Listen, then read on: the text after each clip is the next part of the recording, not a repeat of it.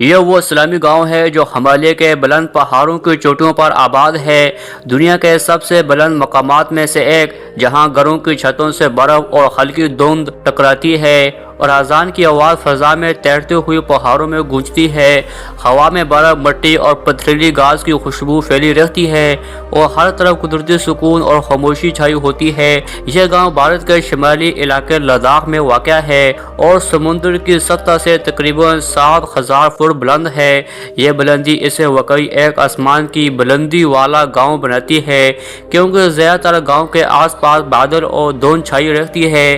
صدیوں پہلے یہاں کے لوگ مقامی بدھ مت کے عقائد پر یقین رکھتے تھے، لیکن جب مسلم تاجر اور صوفیاء یہاں آئے تو انہوں نے اسلام کی روشنی اس گاؤں تک پہنچائی اور آج یہاں کے لوگ مضبوط ایمان کے ساتھ زندگی گزار رہے ہیں۔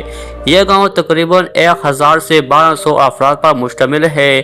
مقامی لوگ زیادہ تر زراعت اور جانور پالنے سے وابستہ ہے۔ یہاں کی زمین ٹھنڈی، پتھریلی اور زرخیز ہے، جس کی وجہ سے ان کی فصلیں خاص طور پر آلو، گاجر اور سبزیاں پورے علاقے میں مشہور ہے۔ گاؤں کی مرکزی عبادت گاہ مسجد النور ہے، جو گاؤں کے بیچ میں واقع ہے۔ یہاں سے 5 وقت کی اذان گونجتی ہے اور لوگ باجماعت نماز ادا کرنے کے لیے یہاں آتے ہیں۔ گاؤں سال کے زیادہ تر دنوں میں بادل، دھند اور سرد ہوا سے ڈھکا رہتا ہے۔ فجر سے قبل لوگ چشموں سے پانی لاتے ہیں، وضو کرتے ہیں اور نماز کے لیے مسجد کا رخ کرتے ہیں۔ جمعے کے دن پورا گاؤں ایک روح پرور منظر پیش کرتا ہے، جہاں عقیدت اور محبت کا ہر لمحہ نظر آتا ہے۔